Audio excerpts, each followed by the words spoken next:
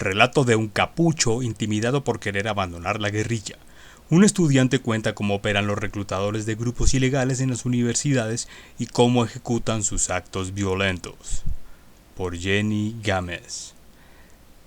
Las capturas de 13 personas señaladas de participar en la detonación de petardos en Bogotá el 2 de julio y en una violenta protesta en la Universidad Nacional 20 de mayo, así como de ingresar explosivos a dicha institución, fue una alarma para un exmiembro de un grupo de encapuchados de la capital. Por eso decidió contar su historia y correr el riesgo de poner en evidencia un fenómeno antiguo y recurrente en la universidad pública del país. A fuerza de amenazas y una velada persecución de la que todos saben pero pocos hablan, descubrió que no está solo. Tiene familia, amigos, pareja, y por todos teme. Son su punto débil en el proceso de deshacer una decisión de la que se arrepintió cada día de sus últimos 5 años, hacer parte de un grupo guerrillero. En plena adolescencia llegó a la universidad pública porque era su única oportunidad de ser profesional. Tenía don de liderazgo y así hizo amigos sin revelar su pasado colegial en un grupo de ambientalistas, detalle que después lo haría reconocible. Pasó la ceremonia de bienvenida, una especie de conferencia que hacen los encapuchados para los primíparos y que tiene un doble fin, dar un primer brochazo de su ideología y detectar a los reclutables del futuro. No tuvo sobresaltos hasta el 4º semestre. A uno lo miran en cualquier carrera, en la pedagógica la mayoría son de sociales. Hay infiltrados que entran desde el primer semestre, guerrilleros con una misión. A mí me vio alguien de un semestre superior que veía clases conmigo. Ellos empiezan así, algunos se van quedando en materias para fichar a los más chiquitos.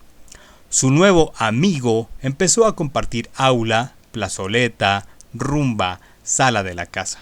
Empiezan a averiguarle la vida a uno, dónde vive, con quién, qué hacen.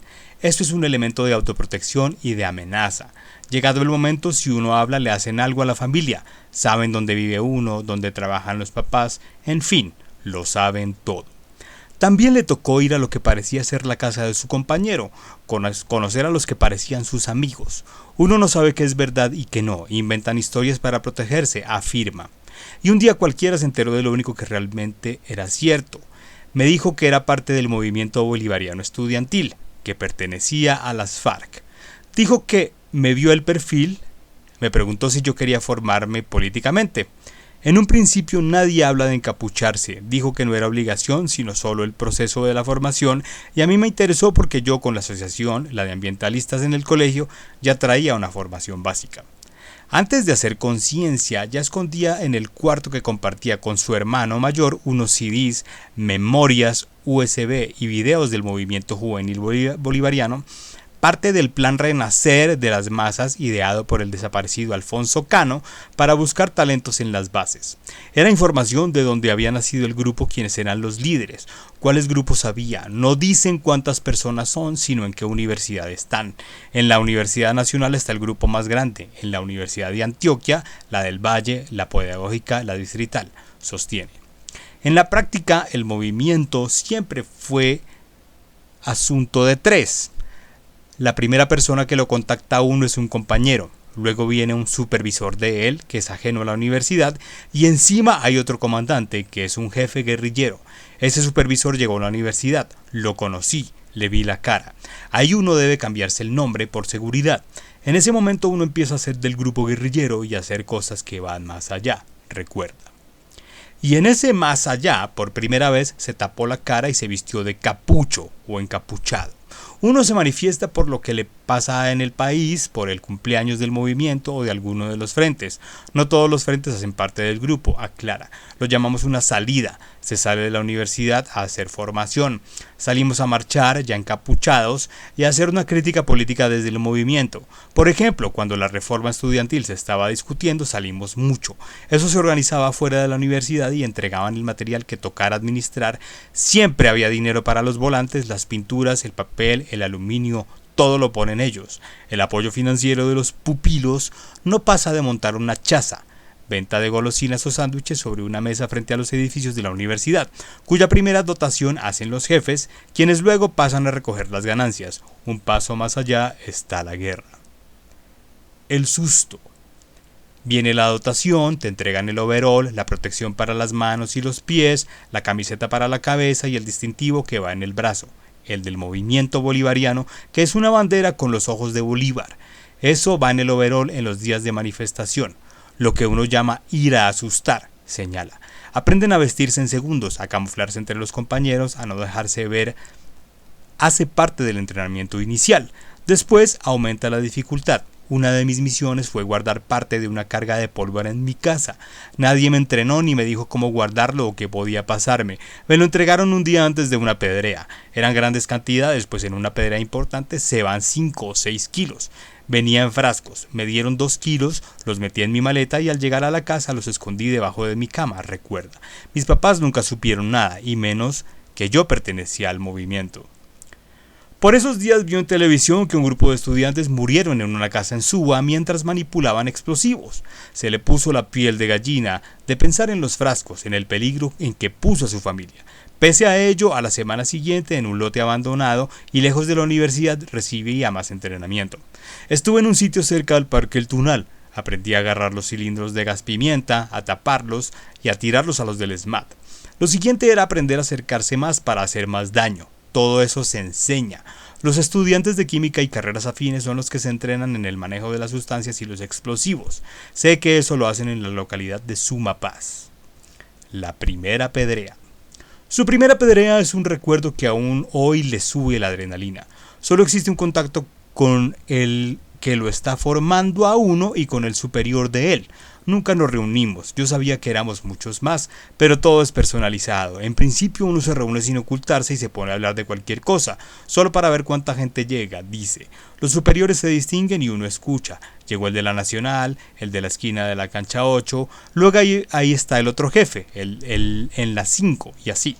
Cuando estamos todos en grupo, todo empieza. Algunos buscan un salón desocupado, cierran la puerta y se cambian en el menor tiempo posible. Los primeros que están listos comienzan a desalojar a la gente del edificio, pero se dejan a unos encerrados para salir con ellos al final.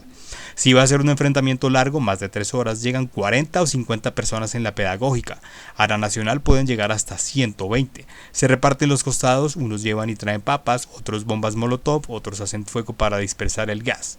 En ese frente estaban los expertos. Lo suyo eran tareas menores. Mi primera misión fue llevar agua y echarles vinagre en la boca, en la nariz. Miraba que no se les cayera nada para que no los pudieran identificar y si alguien se desmayaba o se ponía mal por el gas los llevaba a un salón para darles primeros auxilios. Fue muy fuerte. Empecé a pensar en retirarme. Así fue descubriendo que no encontraba nada convincente de lo que hacía y que el riesgo era cada vez mayor. Una vez había la orden de poner una granada en la calle 73 a la altura de Farmatodo, pero se anuló porque no había gente suficiente ni la seguridad de que íbamos a salir bien. Podíamos caer con el ESMAD o tener heridos y hasta muertos. Era difícil porque afuera de la universidad ya podía entrar la policía, cuenta. A los capuchos o encapuchados, como parte del adoctrinamiento, les prometen confidencialidad y asesoría legal en caso de caer presos o heridos. Pero es una amenaza y no una protección. Nos venden la idea de que estamos protegidos y que nadie habla de nosotros, pero es un arma de doble filo porque también podemos estar del lado del desaparecido, afirma. Supe, por ejemplo, de un muchacho al que acusaron de hablar con un comandante de la policía, él lo negó todo, pero no volvimos a saber nada de él, solo nos dijeron que se tomaron medidas. Entonces el miedo empezó a ganar la guerra. Un familiar se enfermó y por fin encontró la excusa para dejar de asistir a las reuniones y pedreas. Nunca dije que no quería seguir porque iban a creer que la formación se había perdido. Dije que no tenía cabeza ni tiempo para seguir. Me tuvieron paciencia y desaparecieron. Pero al siguiente semestre otra vez me contactaron y empezaron a perseguirme y amenazarme. Les prometí que jamás revelaría nombres ni lo que habíamos hecho o dónde habíamos estado, que no los iba a delatar. Me pidieron la dotación, el material, me revisaran de pies a cabeza, mi computador, mis memorias, USB, la casa, todo. Me dijeron, se va, pero sabemos quién es y qué hace, quiénes son sus papás y su familia. Si habla de nosotros, ellos pagan, recuerda. ¿Por qué se corre el riesgo? La gente se deja manipular muy rápido y muy fácil. Tenemos un pensamiento arcaico de que es la violencia la que nos va a sacar de los problemas y no se puede luchar con inteligencia. Uno se mete en eso y se forma para la lucha de otros, no la de uno. No importa lo que uno piensa. No importa que la universidad sea la única oportunidad de uno en la vida. Y es así para todos los que llegamos a la universidad pública. Se aprovechan de eso. De no mediar esa violencia, ¿seguiría en el movimiento? Seguramente sí apoyaría el fondo político, las herramientas que uno tiene para apoyar a los otros, a la juventud, pero si eso se mancha de violencia, de guerra, de miedo, no tiene ningún sentido. No había necesidad de destruir la universidad como lo hicimos cuando decíamos que había que hacerse escuchar. Los estudiantes se organizaron sin subversión en la mane. Hicieron una propuesta y los oyeron sin combatir ni amenazar a nadie. Finalmente se cansó. Su hermano lo descubrió y el sermón lleva años. Aplazó el semestre una vez, mientras su reclutador se graduaba y otro más, por si le daba por regresar. Y en el camino se encontró con un compañero que trataron de hacer lo mismo, pero que aún no pueden salirse del movimiento y llevan 7 y 8 años detrás de un diploma que tal vez no verán. Ahora no quiere volver, no cree que valga la pena. Esto me hizo reflexionar de cómo eso en lo que yo creo puede poner en riesgo a la gente que me importa. Si uno se preocupa por su país, lo primero es pensar en su familia. Actuar violentamente va en cada uno, pero compromete mucho. Tiene rabia de haber perdido el camino, pero quiere volver a empezar. No quiere que la ingenuidad le mate otro sueño. Tuvo suficiente de tantas pequeñas muertes. El ELN tiene la estructura más disciplinada.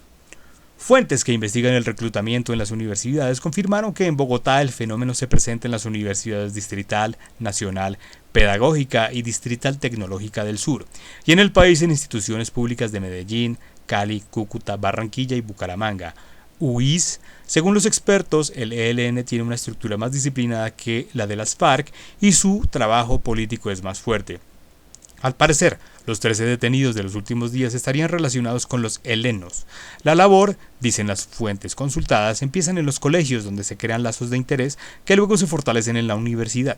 Allí se establecen cuadros que son pequeños grupos de filiación permanente. En las ciudades no buscan cantidad sino calidad. Las investigaciones indican que en Bogotá hay 9 grupos de las FARC y 8 del ELN.